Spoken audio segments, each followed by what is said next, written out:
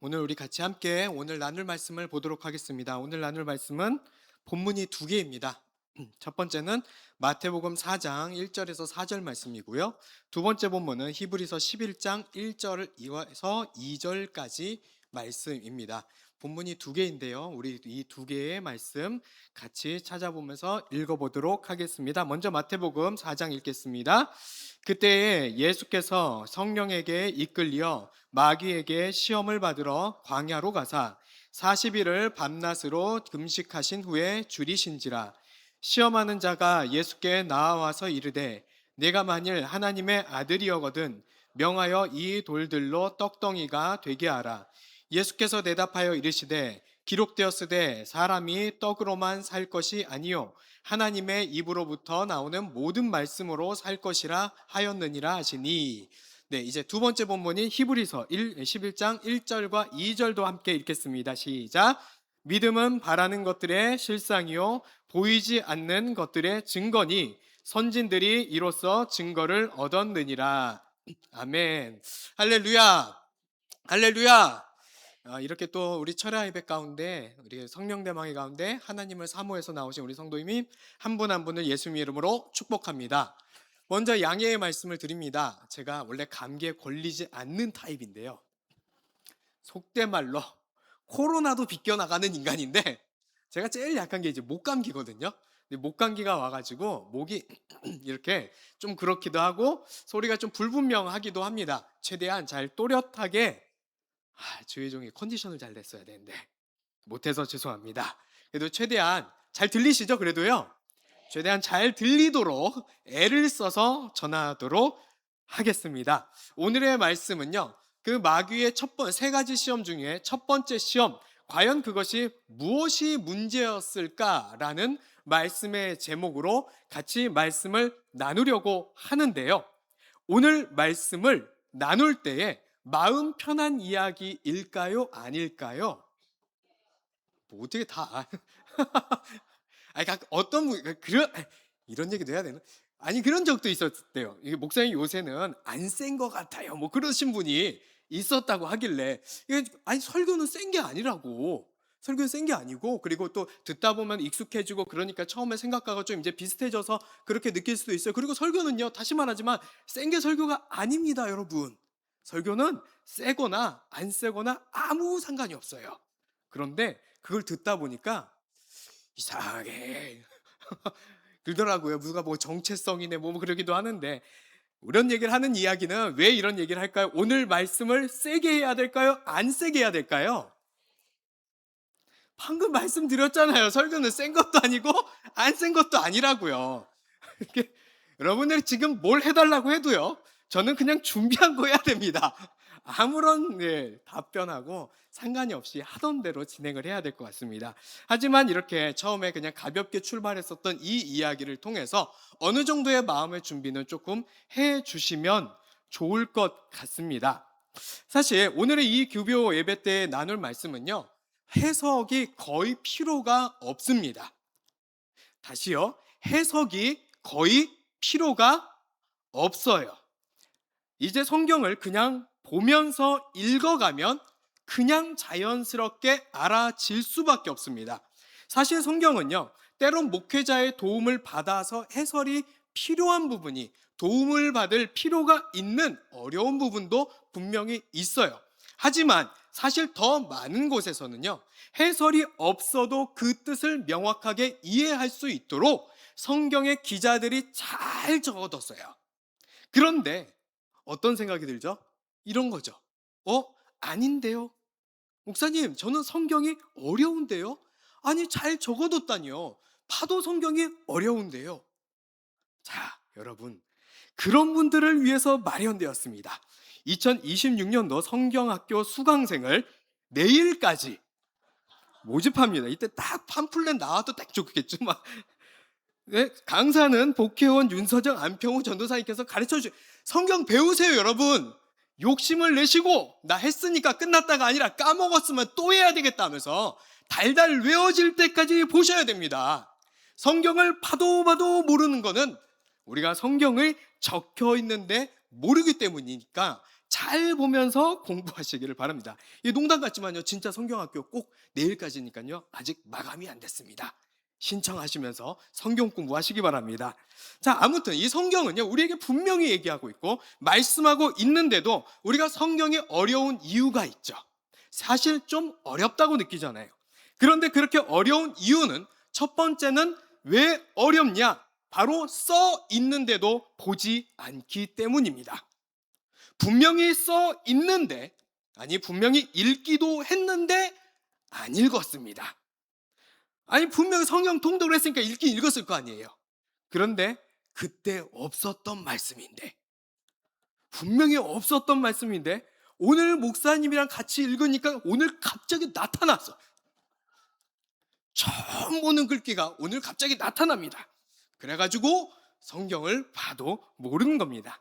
그리고 또 성경이 이해가 가지 않는 두 번째 이유는요, 이미 답을 정해놓고, 내 마음의 답을 정해놓고 그것에 맞는 원하는 구절을 찾기 때문에 성경을 봐도 봐도 영원한 미스테리로 남는 것이 성경이 되고 있는 것입니다. 그런데 오늘 아까 뭐라고 말씀드렸죠? 성경을 해석보다는 거의 읽을 거라 그랬어요. 그러면 정말로 읽기만 해도 그 성경이 올바르게 봐지게 되는지 오늘같이 경험을 해보도록 하겠습니다. 자, 그러면 이 말씀을 이제 나누기 첫 번째 질문에 앞서서, 첫 번째 시작에 앞서서 질문을 한번 드려보겠습니다. 오늘 질문이 말씀의 제목이었었죠. 오늘 읽었었던 본문인 마태복음 4장, 예수님께서 마귀에게 시험을 받으신 첫 번째 시험, 세 가지 중에 첫 번째 시험, 돌이 떡이 되게 하라는 것이 도대체 뭐가 문제일까요? 조용한데요. 보통 이렇게 물어보면은 그 다음에 머릿속에는 우리가 떠올릴 수 있는 구상, 속으로는 대답해도 이렇게 대답합니다. 사람이 떡으로만 살 것이 아니라 하나님 입에서 나오는 말씀으로 살아야 합니다. 그게 문제입니다. 아니 그러니까 사람이 떡으로만 살 게 아니라 하나님의 입으로 나오는 말씀으로, 입에서 나오는 말씀으로 살아야 하는데 돌을 떡으로 만드는 게 뭐가 문제냐고요 라고 얘기하면, 그러니까 돌을 떡으로 만들어서 뭐가 문제냐고 물어본 이 말에 사람이 떡으로만 사는 게 아니라 하나님의 말씀으로 살아야 되는데 돌을 떡으로 만들어서 문제입니다 라고 대답을 합니다. 아니 그러니까 떡으로만 사는 게 아니라 하나님의 입에서 나오는 말씀으로 살아야 되는데, 그러니까 그 돌을 떡으로 만드는 게 뭐가 문제냐고요 라고 물어보면 하나님의 말씀으로 살아야 된다고. 갈수록 사건은 미궁 속으로 빠져갑니다. 뭘 어떻게 해결해야 되는 것인가? 여러분 혹시 이거에 대해서 고민해 본 적이 있으십니까? 답을 찾고 알아보신 분이 계실까요? 우리는 예수님께서 이 시험에서 마귀를 이겼다는 그 사실만 알지, 사실은 이 시험이 대체 뭐가 문제인지는 깊게 생각해 보지 못했고, 이렇게 막상 물어보면 자세히 정확하게 답을 할 수 있는 사람이 많지 않다는 것입니다. 분명히 알고 있었던 것 같은 그런 느낌은 있는데, 뭔가 알았었던 것 같은데 이렇게 제대로 물어보니까 어떻게 돼요? 아, 내가 몰랐구나. 이제서야. 대충 볼 땐 알 것 같았는데 자세히 들여다보면 들여다볼수록 더 잘 안 보이는 질문이 바로 이 질문이었습니다.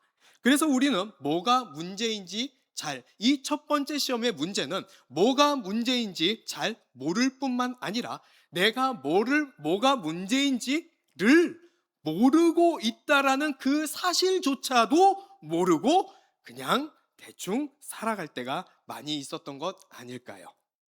그러면 이 숙제를 이제 풀어볼 거예요. 도대체 이 첫 번째 문제, 시험, 뭐가 문제였을까? 그런데 이 숙제를 풀어내지 못하는 이유가 있는데요. 그 숙제를 풀어내지 못하는 이유, 바로 정확하게 찾기 위해서 두 번째 본문인 히브리서 11장으로 가야 되는데 머릿속으로 그런 분들이 계시는 것 같아요. 첫 번째 말고 그러면 두 번째, 세 번째는 안 해요? 원하시면 이따가 교구버스가 그냥 돌려보냈다는 쪽지가 오면 두 번째 시험과 세 번째 시험도 같이 나누도록 하겠습니다.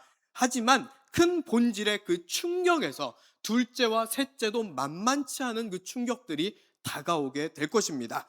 아무튼 오늘의 이 첫 번째 문제부터 풀기 위해서 저도 나누고 싶어요, 둘째, 셋째. 그런데 집에 가시는 게 더 좋으시니까 오늘은 첫 번째만 하도록 하겠습니다. 두 번째 본문인 히브리서 11장으로 가보도록 하겠습니다. 히브리서 11장에 가면 바로 우리가 읽었었던 가장 중요했었던 것이라고 생각하는 1절과 2절을 생각하며 우리는 떠올립니다. 히브리서 11장은 무슨 장? 다 아시네요. 무슨 장이라고요? 믿음장. 그러면서 우리는 그 아까 읽었었던 1절과 2절 말씀과 함께 그 다음으로 유명한 말씀 6절 말씀, 11장 6절 말씀, 바로 이 말씀이죠. 믿음이 없이는 하나님을 기쁘시게 하지 못하나니 하나님께 나아가는 자는 반드시 그가 계신 것과 또한 그가 자기를 찾는 자들에게 상 주시는 이심을 믿어야 할지니라. 아멘. 너무 좋다. 그러니까 믿어야 된다. 믿자. 왜 이렇게 하나님을 못 믿냐? 이렇게 우리는 이런 선에서 이 11장을 이해하고 있습니다. 그래서 이 11장을 믿음장이라고 부르며 처음에는 우리가 지금은 보이지 않아도, 손에 잡히지 않아도 보이지 않는 것들의 믿음이 증거라고 했으니 믿음을 가져야만 반드시 기적과 응답이 일어난다. 이게 11에서 11장의 믿음장이다 라고 할 때가 많았지 않았을까요? 히브리서 11장 1절 말씀을 한번 볼까요? 믿음은 바라는 것들의 실상이요 보이지 않는 것들의 증거니라고 나오죠. 믿음은 바라는 것들의 실상이라고 했기 때문에 믿음이 있어야 우리가 원하는 것이 실제가 될 수 있다라고 이 말씀을 보기도 합니다. 그래서 믿음으로 아직 보이지 않는 것을 바라보면 현실이 되니 믿어라 이것이 바로 이 말씀이다라고 생각하며 볼 때가 있어요. 충분히 이 말씀을 볼 때 그런 느낌이 들 수도 있습니다. 하지만 실상, 증거 이런 단어에 대해서 설명해 보라고 했을 때 우리는 명확하게 그 단어를 설명할 수 없습니다. 왜냐하면 들여다보지 않았기 때문이거든요.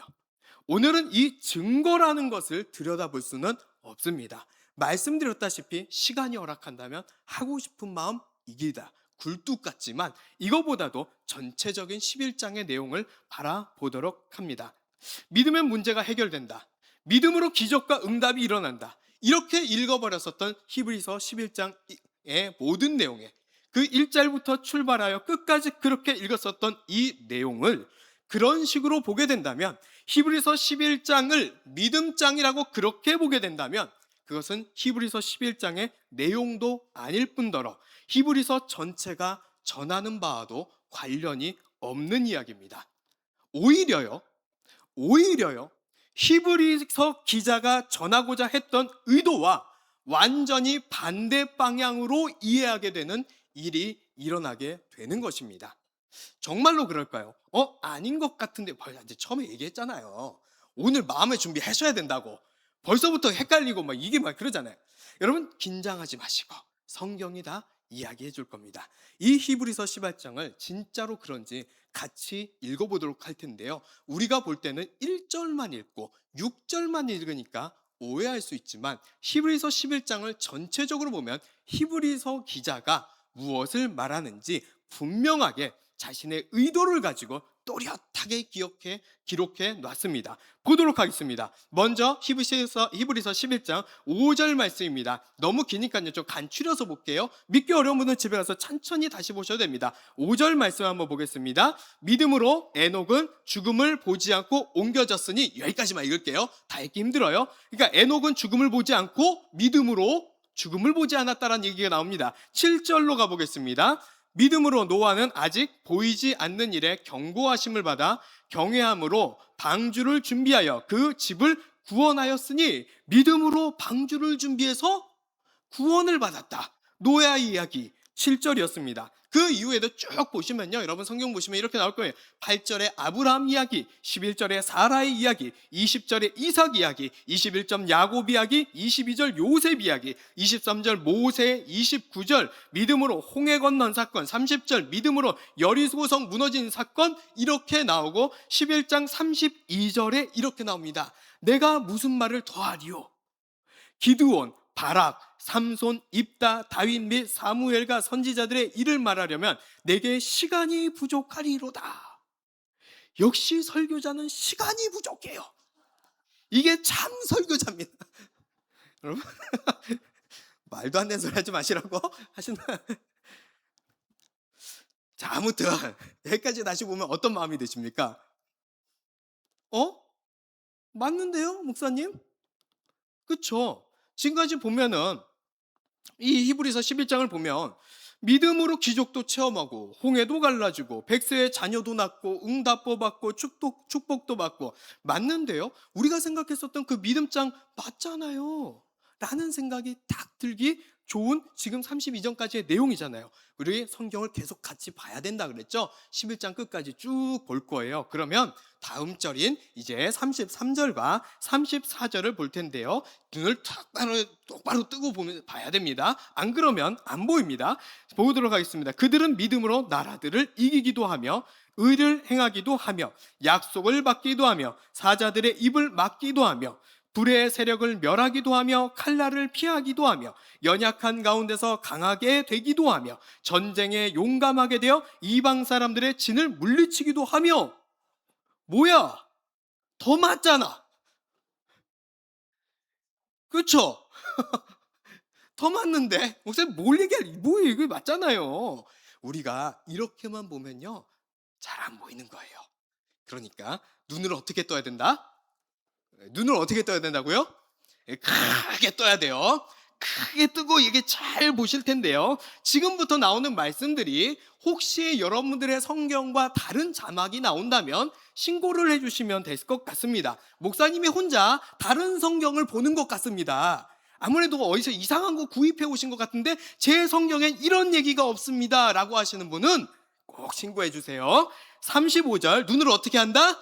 크게 뜨고 보도록 하겠습니다. 35절입니다. 여자들은 자기의 죽은 자들을 부활로 받아들이기도 하며 또 어떤 이들은 더 좋은 부활을 얻고자 하여 심한 고문을 받되 구차히 풀려나기를 원하지 아니하였으며. 심한 고문을 받되, 지금 믿음으로 살아가는 사람들 목록 나오고 있는 거잖아요. 그런데 심한 고문을 받고 구차히 풀려나기를 원하지도 않아요? 자, 혹시 여러분 성경에는 없는 구절인가요? 자, 그러면 36절도 한번 보도록 하겠습니다. 또 어떤 이들은 조롱과 채찍질 뿐 아니라 결박과 옥에 갇히는 시련도 받았으며. 자막이 없어서 제가 다시 한번 읽어드리겠습니다. 또 어떤 이들은 조롱과 채찍질 뿐 아니라 결박과 옥에 갇히는 시련도 받았으며.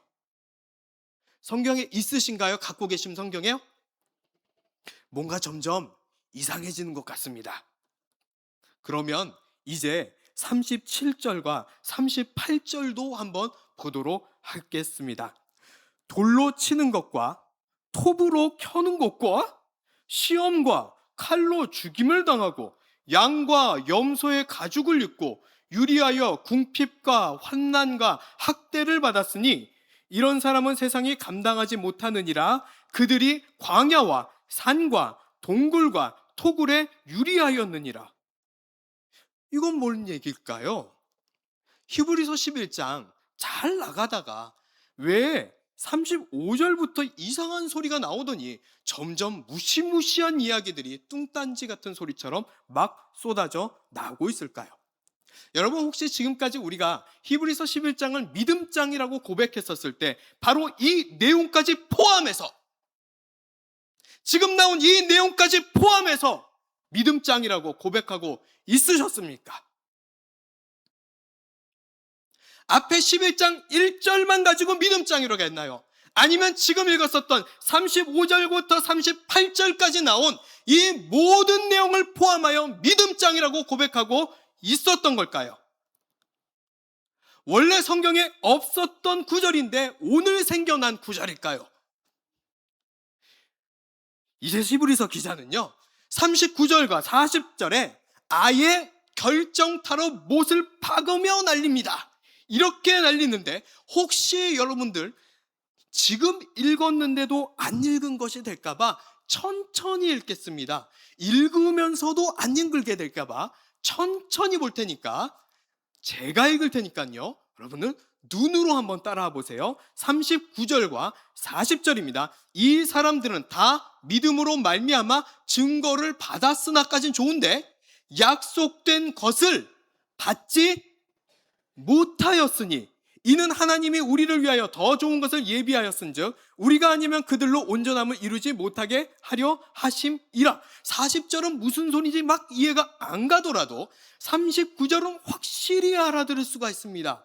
지금 나열한 모든 사람들을 쭉 나열하더니 이 사람들이 약속된 것을 받았다 못 받았다?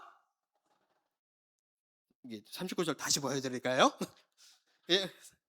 약속된 것을 받았다고 나왔나요? 못 받았다고 나왔나요? 못 받았다고 나와요. 자, 다시요. 믿음으로, 자신이 믿음으로 살아갔는데요. 하나님한테 너 믿음이 있다라고 확실한 증거까지 우리가 받게 되었는데요. 약속된 것은 받았다 못 받았다? 못 받았대요. 이것을 말로 하는 것조차도 불편하신가요? 성경에 적혀 있잖아요.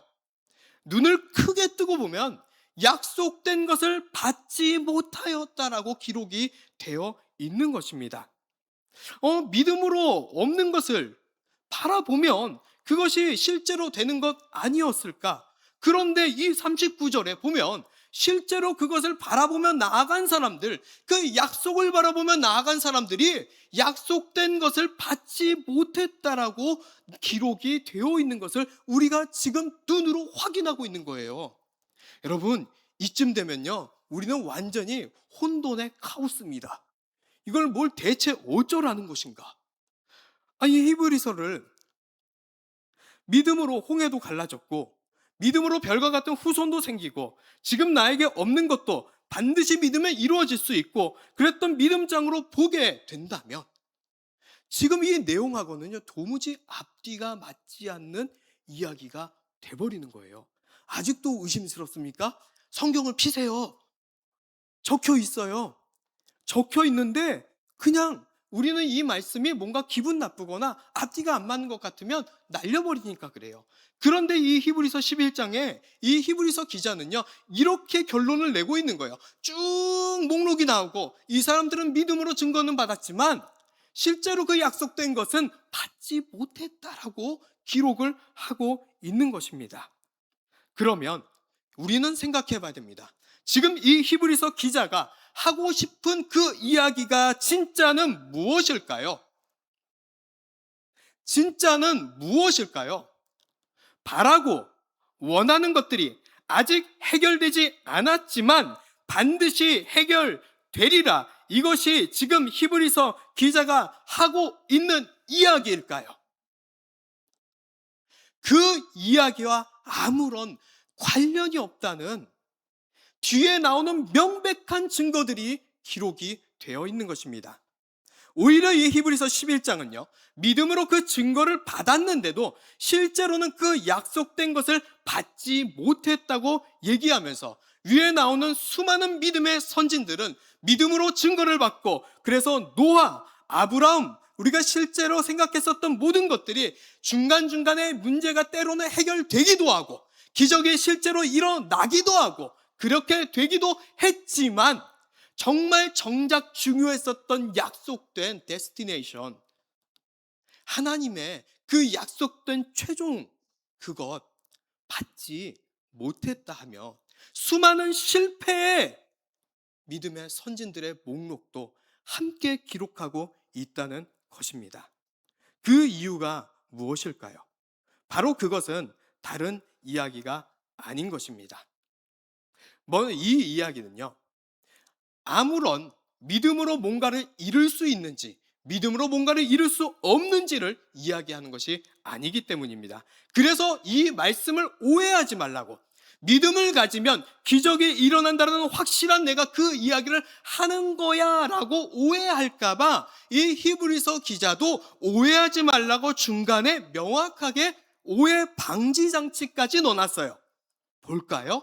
히브리서 11장 11절부터 22절 말씀에 우리가 유명해 알고 있었던 그 이야기인데요. 믿음으로 사라 자신도 나이가 많아 단산하였으나 잉태할 수 있는 힘을 얻었으니 이는 약속하신 이를 미쁘신 줄 알았습니다. 이러므로 죽은 자와 같은 한 사람으로 말미암아 하늘의 허다한 별과 또 해변의 무수한 모래와 같이 많은 후손이 생육하였느니라. 우리가 잘 아는 이 아브라함과 사라 이야기 바로 다음에 무슨 이야기가 나오냐면요, 그 중심에 오해하지 말라고 한복판에 지금 장치를 넣어놓는데요, 13절 말씀입니다.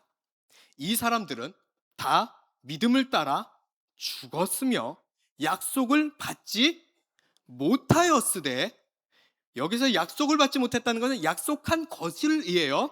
그것들을 멀리서 보고 환영하며 또 땅에서는 외국인과 나그네임을 증언하였으니, 이 이야기가요, 그렇게 믿음으로 성공한 목록인 것 같은 그 중간에 히브리서 기자가 명백하게 기록한 13절의 말씀이라는 것입니다. 믿음을 따라 살았다고가 아니라 믿음을 따라 죽었다라고 기록이 됩니다. 그리고 약속된 것을 받았다 못 받았다? 받지 못하였다고 합니다. 하지만 그것을 멀리서 보고 이 땅에서는 외국인이고 자신은 그냥 나그네임을 증명하며 살아갔다라고 표현하고 있다는 것입니다. 혹시 감이 오시나요? 그러면 감이 아직 안 온다면 조금 더 명확하도록 14, 15, 16, 13절에 이은 14, 15, 16을 우리 같이 한번 보도록 하겠습니다. 함께 보겠습니다. 그들이 이같이 말하는 것은 자기들이 본향 찾는 자임을 나타냄이라. 그들이 나온 바 본향을 생각하였더라면 돌아갈 기회가 있었으려니와 그들이 이제는 더 나은 본향을 사모하니 곧 하늘에 있는 것이라. 이러므로 하나님이 그들의 하나님이라 일컬음 받으심을 부끄러워하지 아니하시고 그들을 위하여 한 성을 예비하셨느니라. 뭔가 갑자기 포커스가 확 바뀌는 느낌이 드시나요? 자, 이 이야기를요, 간단하게, 우리는 아직 고정이 다른 데로 딱 가 있기 때문에 이 이야기를 봐도 이해가 안 갈까봐 다시 한번 자세히 편안하게 짧게 그리고 설명해 드리도록 하겠습니다. 13절, 아까 얘기했었던 이 사람들은요, 아무것도 받지 못했다고 그래요. 그리고 이 땅에서는요, 자신들은 외국인이고 나그네임을 증명하면서 살아갔다고 합니다. 바로 그들이 그렇게 살았던 것은 14절에 자신들이 본향 찾는 자이기 때문이라는 것이에요. 자신들은 이 땅의 것을 추구하는 자가 아니라 본향을 추구하며 살아가는 자임을 증명하며 살아갔다는 것입니다. 그들이 말하는 그 본향이 15절에 나온 그 말은요, 이 땅의 본향을 말하는 것이 아니다. 이 땅에서 태어난 본향이 아니다. 그 본향이었다면, 그들은 그 본향을 찾는 자였다면 얼마든지 돌아가면 그만이다. 그러니 그것이 아니라는 것이에요.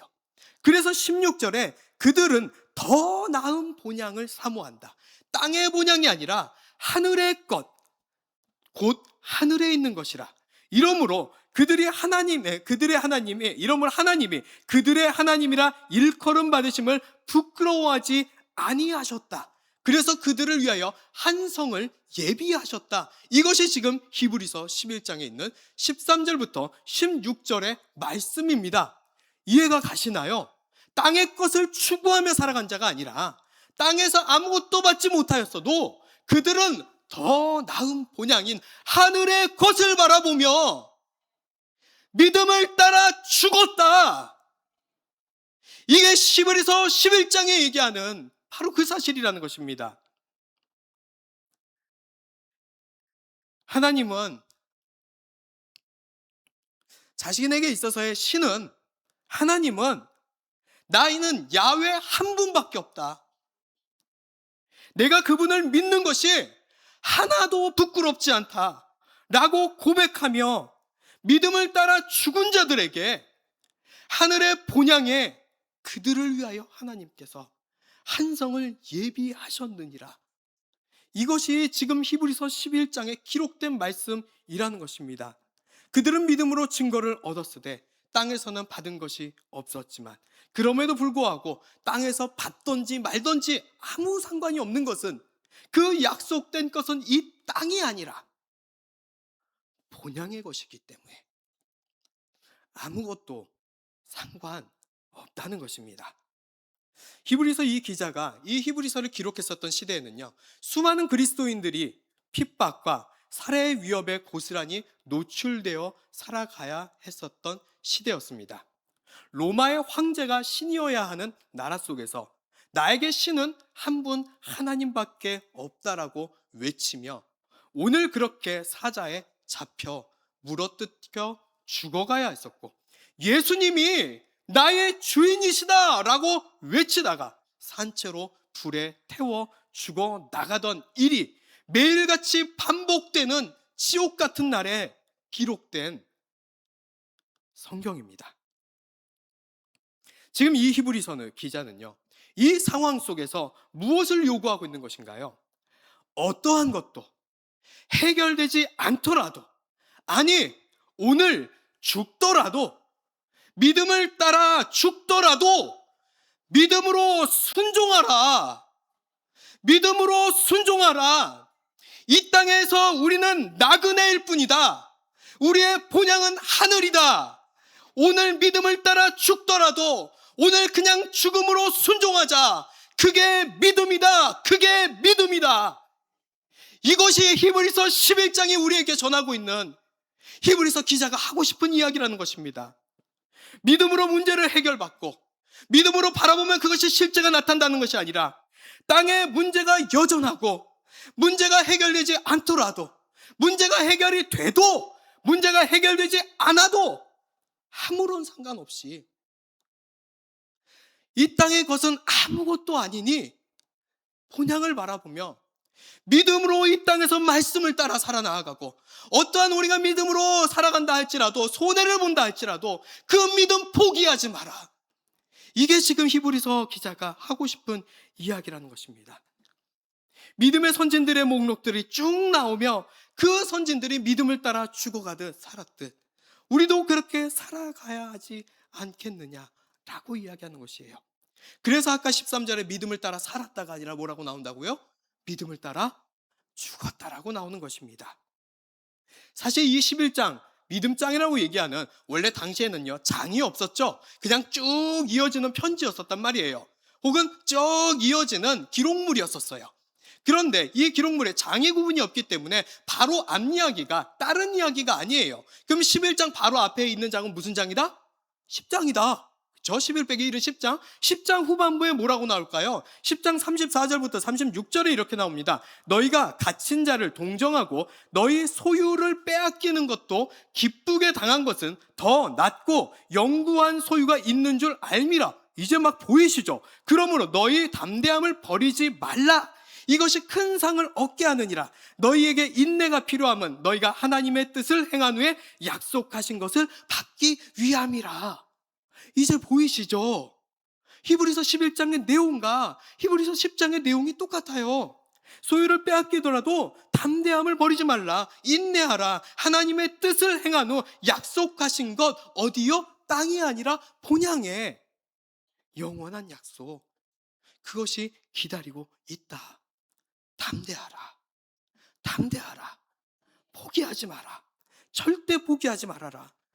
믿는다는 그 사실로 인해 삶의 문제가 오히려 더 커지고 고통과 죽음이 따른다 할지라도 담대하라. 이 땅은 나그네일 뿐이다.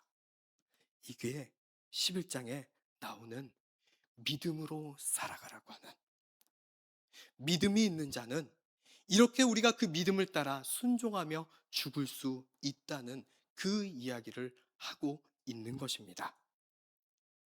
히브리서 11장 8절 말씀도 우리가 익숙한 말씀이 이제 보이지 않을까 하고 한번 같이 보려고 합니다.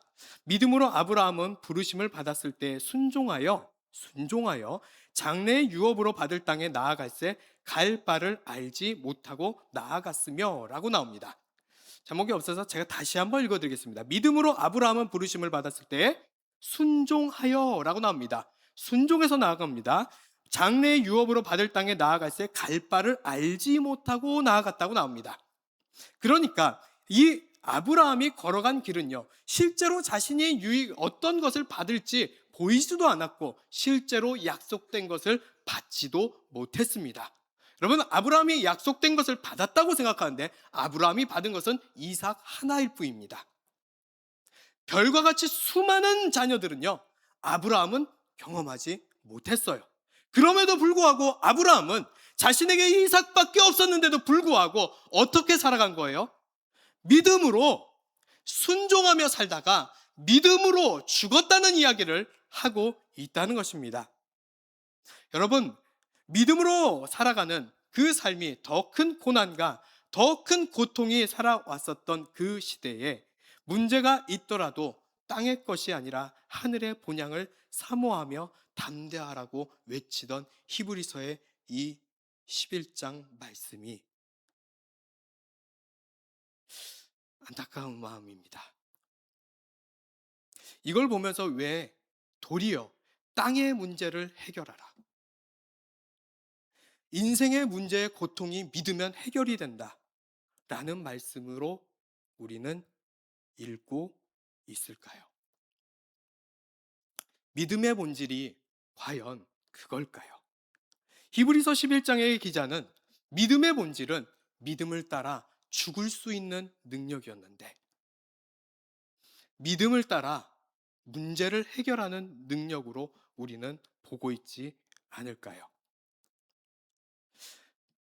로마서 1장 5절은 이렇게 말씀하고 있습니다. 그로 말미암아 우리가 은혜와 사도의 직분을 받아 그의 이름을 위하여 모든 이방인 중에서 믿어 순종하게 하나니. 믿음의 능력은요, 순종입니다. 믿음은요, 문제 가운데 있을지라도 하나님을 포기하지 않고 순종할 수 있는 그 능력입니다. 이것이 성경이 말하고 있는 진짜 메시지라는 것을 잊지 않았으면 좋겠습니다. 그래서 믿음은 문제를 해결하는 능력이 아니라 문제가 해결되지 않아도 하나님께 순종하는 능력임을 결코 잊지 않는 우리가 되었으면 좋겠습니다. 다시 한번 우리 잘 생각해 봤으면 좋겠습니다. 우리가 혹시라도 이 믿음이 오해하고 있는 것은 아니었을까? 언제부턴가 나의 마음속에 이 믿음이라는 능력이 설령 땅에서 가질 수 있는 것이 없다 할지라도 하늘의 본향을 사모하며 하나님께 죽음까지도 순종하며 살아갈 능력이 아니라 믿으면 복받고 믿으면 땅의 문제가 해결되고 믿으면 땅에서 가질 수 있는 기적과 응답이 되는 능력이 되어 있지는 않은지, 그 안타까운 마음이 우리 안에 있지는 않은지 생각해 보기를 원합니다. 그러니까 히브리서 11장에 나왔었던 우리가 읽어간 믿음의 사람들의 수많은 명단들은 기적의 주인공으로 보셨을 텐데 기적의 주인공들의 목록이 아니라 믿음으로 순종한 사람들의 명단이었던 것입니다. 그래서 때론 누군가는 잘돼 보임직한 사람의 명단도 있고 때론 누군가는 철저하게 파괴된 사람들의 명단도 있었던 것입니다. 문제가 있어도 죽음의 위협이 오더라도 결코 타협하지 말고 믿음으로 그 믿음의 선진들처럼 살아내라. 혹시 히브리서 11장 이렇게 읽고 계셨던 분들 계셨다면 참으로 감사합니다. 그 믿음 끝까지 지켜주셔서 하나님 나라의 영광이 되는 삶을 살아주시면 감사하겠습니다.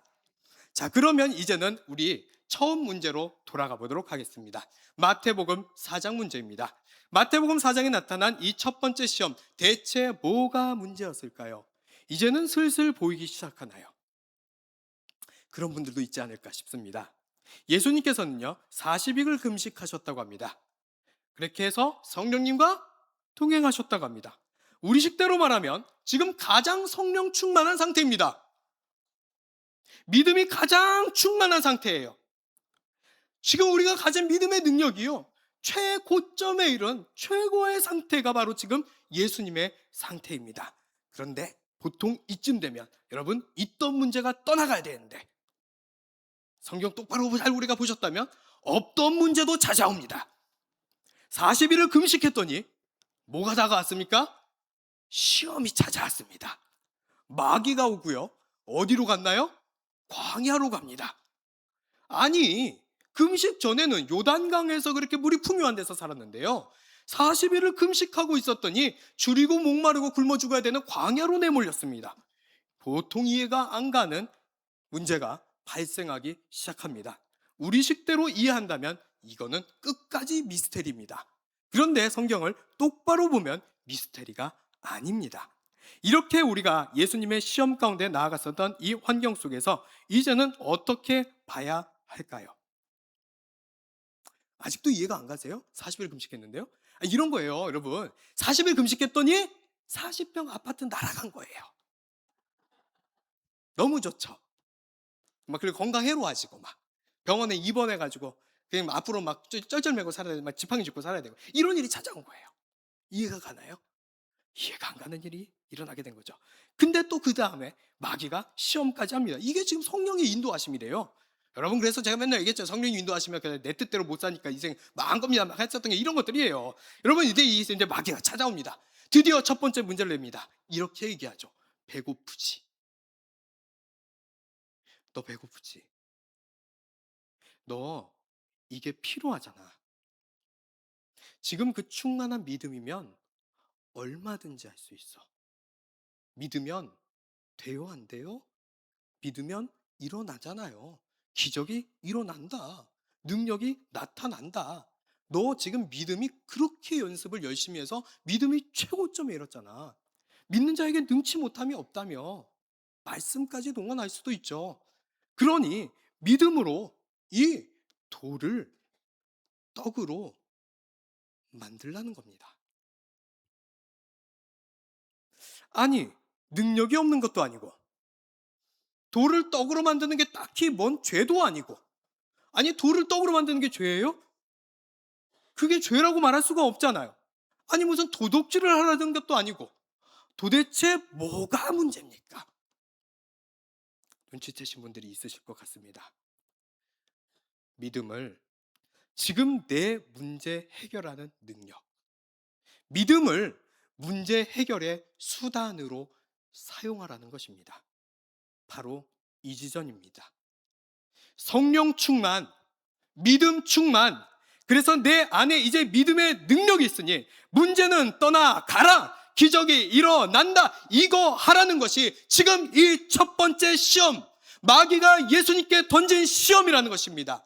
믿음의 능력이 하나님의 말씀에 순종하게 하는 능력이 아니라 당장 급하고 필요한 현실을 해결하는 능력으로 사용하라는 것입니다. 믿음으로 떡 바꿔 먹으라는 것입니다. 좀 더 세게 말할 수 있을 것 같은데 차라리 제가 말하지 않고 상상할 수 있게 말하자면 옛날 사람들 기억하십니까? 고무신 들고 나가서 못 바꿔 먹어요? 그거 고무신 가지고 가서 못 바꿔 먹었다고요? 믿음으로 그거 바꿔. 여러분, 하나님 믿는 게 그거 바꿔 먹는 능력 그거예요. 믿음의 본질이 완전히 바뀌고 있다는 것입니다. 그 시험을 던진 게 예수님의 첫 번째 시험이었었던 것이에요. 히브리서 11장에 우리가 그것을 보면서 오히려 믿음을 잃는 상태라면 너가 그 믿음을 가지고 세상의 그 어떠한 성공을 포기하는 일이 있을지라도 하나님을 선택하라고 했었던 그 순종을 요구했었던 믿음을 우리는 믿음으로 진짜 기적을 체험할 수 있다고 읽어버렸었던, 그렇게 오해하는 것처럼 바로 지금 이 지점, 바로 그 믿음으로 떡을 만들어 먹으라는 것이 바로 지금 이 첫 번째 시험의 문제였다라는 것입니다.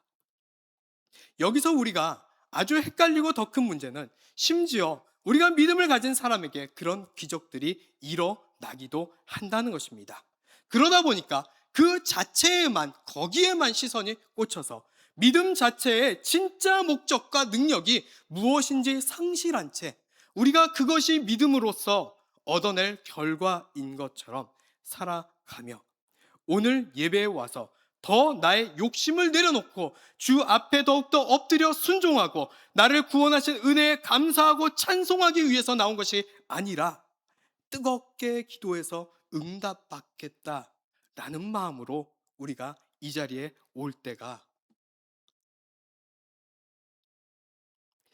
그렇습니다, 여러분. 여러분, 하나님께서 예수님을 보내셨죠. 그리고 그 예수님께서 십자가에 달려 돌아가신 그 피값이, 그 생명이 우리의 떡인가요? 아무 흠도 죄도 없으신 예수님께서 창에 찔려 모든 것이 터져 나오면서도 십자가에서 내려오실 능력도 있으시면서도 우리를 위해서 죽어가신 그 고통이 우리에게 떡 바꿔주기 위해서 그 보혈의 공로를 선물해 주신 걸까요?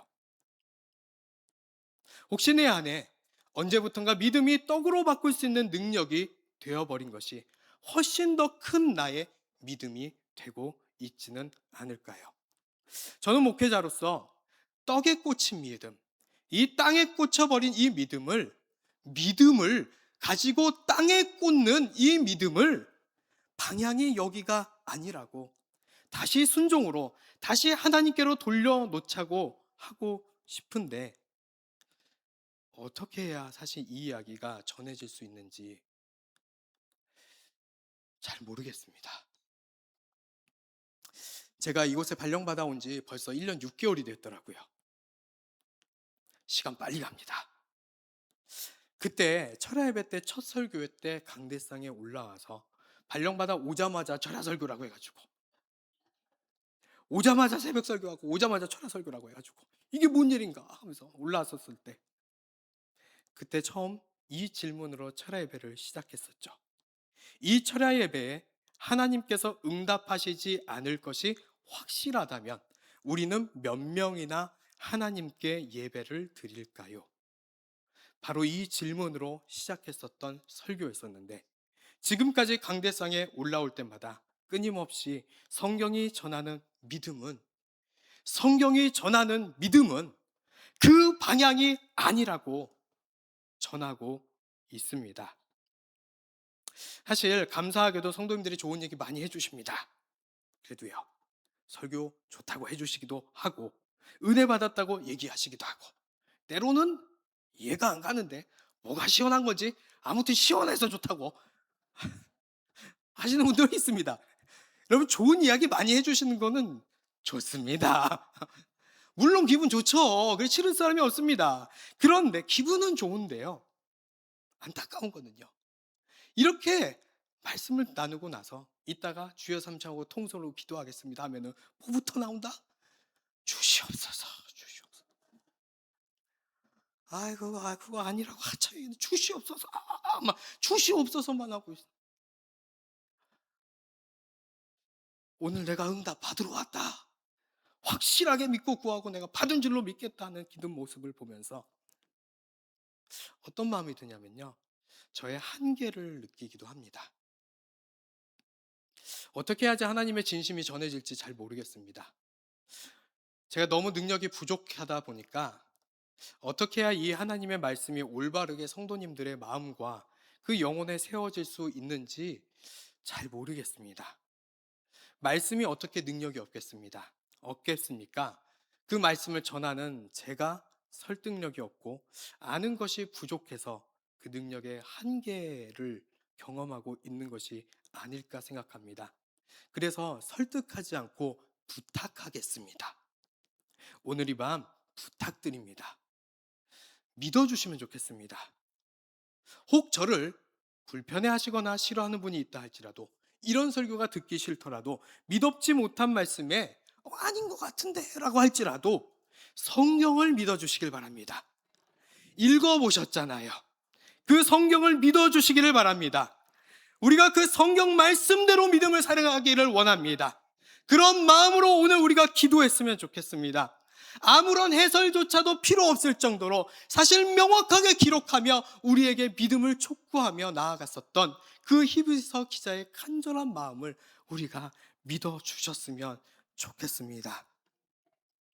그리고 오늘 그래서 그렇게 기도했으면 좋겠습니다. 하나님, 내가 잘못했습니다. 믿음은 문제를 해결하고 땅의 것을 구하는 수단이 아니라, 그 믿음은 하나님의 말씀을 더욱더 믿고 순종하며 살아가게 하는 능력인데, 하나님, 내가 그 본질을 놓쳤습니다. 나를 용서해 주시고 나에게 하나님의 통치가 임하여 주셔서 오늘 이 밤에 완전히 나 하나님의 사람 되게 하여 주시옵소서. 믿음을 따라 살다가 믿음 따라서 죽게 하여 주시고, 이 땅의 성공들 다 놓치더라도 너무 아깝지만, 잘 살고 싶지만, 설령 그런 일이 다가온다 할지라도 하나님, 사실 나 조금 두렵거든요. 그러니까 용기 주셔서 이 믿음 가지고 하나님 선택하게 하여 주시옵소서. 오늘 우리 그 기도 했으면 좋겠습니다.